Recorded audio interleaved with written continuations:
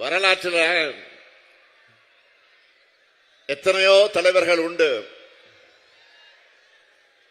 அதுல அண்ணாவை பார்த்தா எனக்கே சில நேரம் பொறாமையா இருக்கும். ஏன் தெரியுமா? பெரியாரை போல குருவும் கலைஞரை போன்ற ஒரு சிஷியனும் கிடைச்ச ஒரே தலைவர் பேரறிஞர் அண்ணாதான்.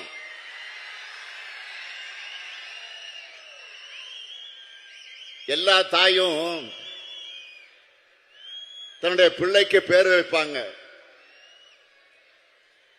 ஆனா நம் தாய் நாட்டுக்கு தமிழ்நாடுன்னு பேர் வச்ச தலைமகன் பேரறிஞர் அண்ணாதான்.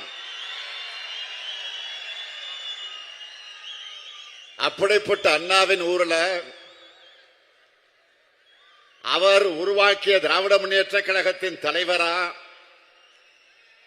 இந்த முத்துவேல் கருணாநிதி ஸ்டாலின் பேசுறது எனக்கு கிடைச்ச பெருமை.